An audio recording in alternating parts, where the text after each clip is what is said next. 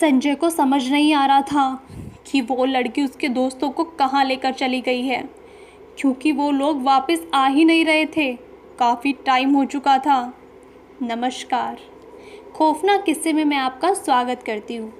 आज का खौफनाक किस्सा शुरू करूँ इससे पहले आपसे रिक्वेस्ट करना चाहूँगी कि अगर आपको हमारी कहानियाँ अच्छी लगती है तो इन्हें लाइक कीजिएगा, अपने फ्रेंड्स और फैमिली मेम्बर्स के साथ शेयर कीजिएगा और चैनल को सब्सक्राइब कीजिएगा। याद रखिएगा, सब्सक्राइब करने के बाद बेल आइकन ज़रूर दबाइएगा ताकि जब भी हम कोई नई कहानी लेकर आएँ तो उसका नोटिफिकेशन आपके पास सबसे पहले पहुँचे। साथ ही साथ आपके साथ एक रिक्वेस्ट करना चाहूँगी कि हम और कैसे बेहतर ढंग से हमारी कहानियों को प्रेजेंट करें और कैसे बेहतर ढंग से आपका मनोरंजन करें, ये सब हमें कमेंट बॉक्स में लिखकर ज़रूर बताइएगा। हमें आपके कमेंट का बेसब्री से इंतज़ार रहेगा। तो शुरू करते हैं आज का खौफनाक किस्सा। आज का जो खौफनाक किस्सा है वो 3 दोस्तों का है। इसमें एक का नाम था संजय, दूसरे का प्रतीक और तीसरे का नाम था गौरव। ये तीनों ही दोस्त दिल्ली के रहने वाले थे।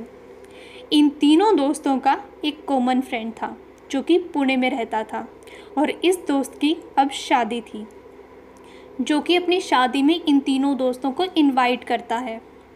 तो ये तीनों ही दोस्त इकट्ठे उसकी शादी में जाने का प्लान करते हैं।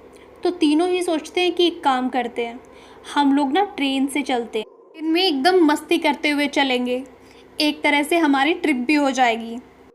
वो तीनों ही ट्रेन में बैठकर पुणे के लिए निकलते हैं। पुणे पहुंचते हैं, अपने दोस्त रजत से मिलते हैं, उसकी शादी अटेंड करते हैं। अब उसकी शादी तो हंसी खुशी हो गई थी, लेकिन वो तीनों सोचते हैं कि अगर अब हम पुणे में आए ही हैं तो क्यों ना यहाँ घूम कर ही जाया जाए, बार बार थोड़ी ना पुणे आना होगा। इस पर तीनों दोस्तों की ना सहमति होती है।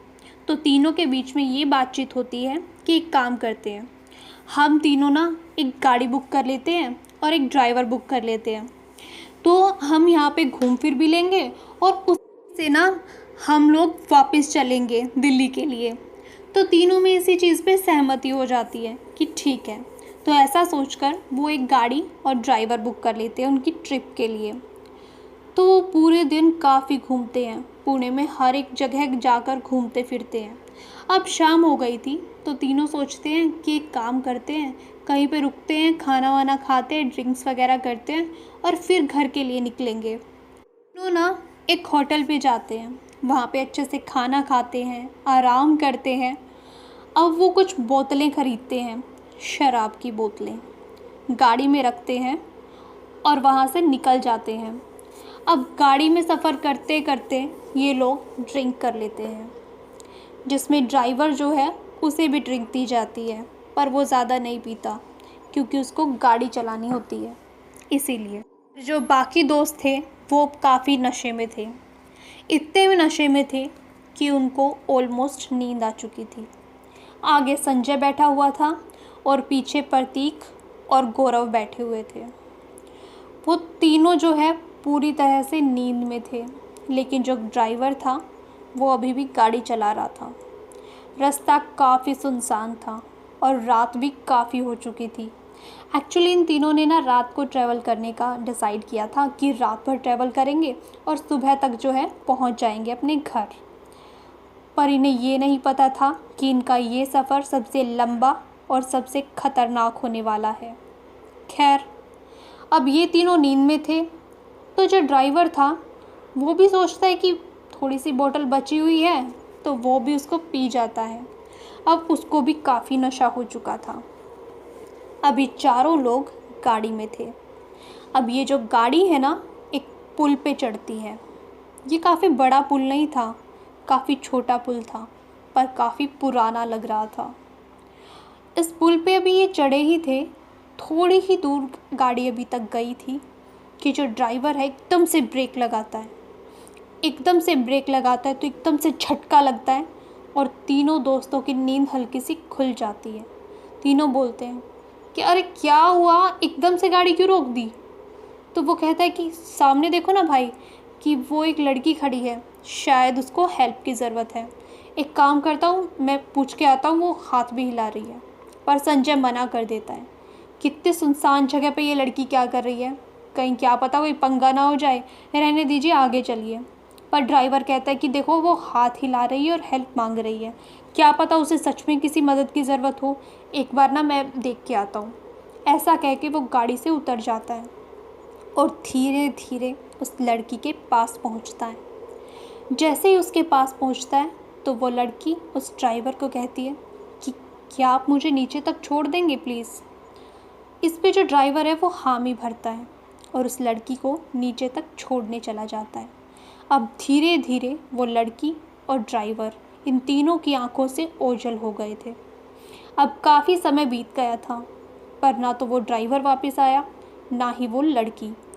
काफ़ी देर होने के बाद प्रतीक और गौरव दोनों गाड़ी से उतरते हैं और उस तरफ देखते हैं कि कहाँ चले गए। उन्हें देखने के लिए वो उसी तरफ जाते हैं दोनों, जहाँ पे वो लड़की उस ड्राइवर को लेकर गई थी। पर वहाँ जाकर उन्हें क्या दिखता है, वो जो लड़की थी ना वो वापस ऊपर आती है और वो उन दोनों को भी अपने साथ ले जाती है। धीरे धीरे वो दोनों भी नीचे चले जाते हैं और संजय अब ना उस लड़की को देख पा रहा था, ना अपने दोस्तों को। वो थोड़ी देर वेट करता है कि शायद वो लोग वापस आ जाएंगे, पर काफ़ी देर वेट करने के बाद भी जब उनमें से कोई भी वापस नहीं आता तो वो उन्हें देखने के लिए गाड़ी से उतरता है और उसी तरफ जाता है जिस तरफ वो लड़की उनको लेकर गई थी। अपने धीरे धीरे उसी तरफ कदम बढ़ाता है और जाता है तो एकदम से उसकी चीखें निकल जाती है। नीचे का मंजर एकदम भयानक था।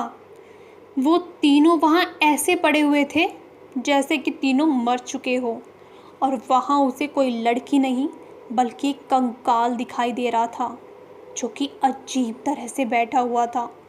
वो एकदम ज़ोर से चीखता और वहाँ से भागना शुरू कर देता है। गिरते पड़ते तेज़ी से इतनी तेज़ वो भागता है ना कि वो बहुत तेज़ी से उस पुल से नीचे उतर जाता है। काफ़ी दूर भागने के बाद अब वो एक गांव में आ गया था।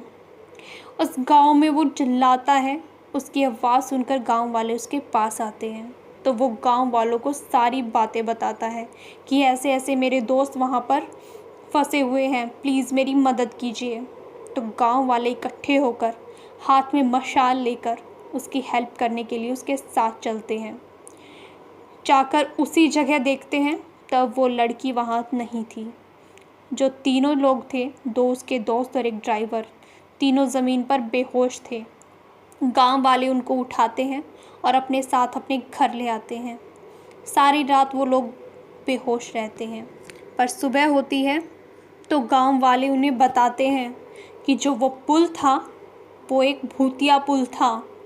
वहाँ पर लोग चले तो जाते हैं लेकिन जिंदा कोई वापस नहीं आता। तुम लोगों के सिर पर शायद ईश्वर का हाथ था जो तुम इतनी भयानक घटना होने के बावजूद भी जिंदा बचे हुए हो। इस पुल से भूल कर भी नहीं जाना है, कभी नहीं। तो इसी तरह से वो लोग वहाँ पर वो सारी बातें सुनते हैं और फिर वहाँ से अपने घर को लौट जाते हैं और दोबारा कभी भी ना तो वो तीनों लड़के ना तो वो ड्राइवर उस सड़क से गुजरने की सोचता भी है, उस पुल की ओर देखना भी नहीं चाहते हैं वो तीनों। खैर, आज का खौफनाक किस्सा आपको कैसा लगा हमें कमेंट में ज़रूर बताइएगा। अगर अच्छा लगा हो लाइक कीजिएगा, अपने फ्रेंड्स और फैमिली मेम्बर्स के साथ शेयर कीजिएगा और चैनल को सब्सक्राइब कीजिएगा। धन्यवाद।